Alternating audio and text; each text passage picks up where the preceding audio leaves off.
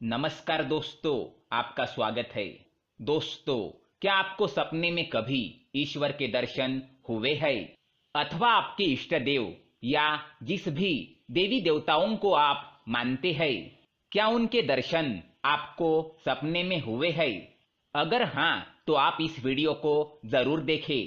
आज हम आपको बताएंगे सपने में साक्षात ईश्वर के दर्शन हो जाने पर मनुष्य को क्या लाभ प्राप्त होता है और मनुष्य को ऐसे सपने आने के पश्चात क्या करना चाहिए, इसके बारे में हम आपको बताएंगे।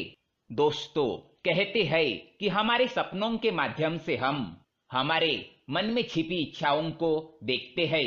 हम किस तरह के सपने देखते हैं, ये हमारे हाथ में नहीं होता है। हमें किसी भी प्रकार के सपने आ सकते हैं। कभी कभार हमारे सपने बिल्कुल ही निरर्थक होते हैं, तो कभी कभी हमारे सपनों में ईश्वरीय संदेश या संकेत छिपे होते हैं।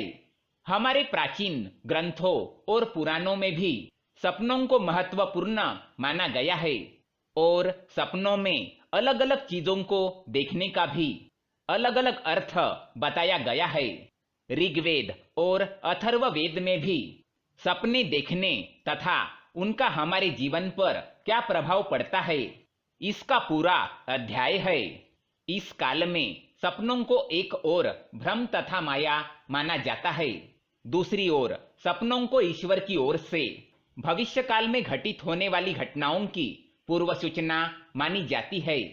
हम अक्सर संकट के समय ही ईश्वर को याद करते हैं और मंदिर मंदिर घूमते हैं। मंदिरों में ईश्वर के दर्शन तो आसानी से हो जाते हैं, लेकिन फिर भी इंसान की यही कामना होती है कि काश कभी ईश्वर के साक्षात दर्शन हो जाए, जो कि बहुत ही मुश्किल काम है। आपने अक्सर ये अनुभव किया होगा कि हमारे सपनों में घर, पेड़, पौधे, इंसान, पशु, पक्षी, हमारे बुजुर्ग, यहाँ तक कि मंदिरों के दर्शन भी हो जाते हैं, परंतु मंदिर में विराजमान ईश्वर के दर्शन नहीं हो पाते हैं। सपने में हम मंदिर देखते हैं, उससे जुड़ी अनेक वस्तुओं को भी देखते हैं। मंदिर में कई प्रकार के लोगों को देखते हैं, यहाँ तक कि पूजा पाठ, मंत्रोच्चार और आरती भी दिखाई देती है, परंतु हमें ईश्वर ही दिखाई नहीं देते हैं, क्योंकि ईश्वर को देख पाना इतना भी आसान नहीं है। सच्ची श्रद्धा और भक्ति से ईश्वर प्रसन्न तो हो जाते हैं, परंतु दर्शन नहीं देते हैं, और यदि दर्शन दे भी देते हैं तो ये निश्चित रूप से हमारे पापों का निवारण होता है। भगवान के साक्षात दर्शन हो जाए, इसके लिए पुरातन काल से ही तरह तरह के जप तप, उपवास और तपस्याएं की जाती है। महाभारत, रामायण और अन्य प्राचीन ग्रंथों में भी कई बार इन तपस्याओं का उल्लेख मिलता है, जिनसे भगवान के साक्षात दर्शन प्राप्त करने तथा उन्हें प्रसन्न करने का वरदान प्राप्त किया गया है, जिसे साक्षात्कार कहा जाता है। लेकिन वे तपस्याएं कोई सामान्य तपस्याएं नहीं होती थी कि जिन्हें कोई भी सामान्य व्यक्ति कर सकता हो, बल्कि ये वर्षों तक चलने वाली कठोरतम तपस्याएं होती थी, जिन्हें हर कोई नहीं कर सकता था। कोई विशेष या अद्भुत शक्ति वाला व्यक्ति ही इन तपस्याओं को कर पाने में सक्षम होता था। लेकिन आज के कलयुग में मनुष्य साधारण प्रयासों से ही ईश्वर के दर्शन कर सकता है। ईश्वर हमारे सपनों में आए और हमें साक्षात दर्शन दे, ये हम सभी की इच्छा होती है, परंतु ये केवल पुण्यवान लोगों के लिए संभव है। ऐसा होना इतना भी आसान नहीं होता। इस कलयुग में भगवान के साक्षात दर्शन हो जाए, ये संभव है। इसके लिए आपको नित्य ब्रह्म मुहूर्त पर जागकर ईश्वर का ध्यान करना चाहिए, ईश्वर के स्वरूप की कल्पना करनी चाहिए और सतत प्रयत्नशील रहना चाहिए। इससे एक न एक दिन आपको ईश्वर का साक्षात्कार हो सकता है। सपने में यदि हमें कुल देवी या कुल देवता के दर्शन हो जाए तो ये हमारे लिए बड़े ही सौभाग्य की बात होती है। इससे व्यक्ति के जीवन में सुख समृद्धि और ऐश्वर्य की प्राप्ति होती है।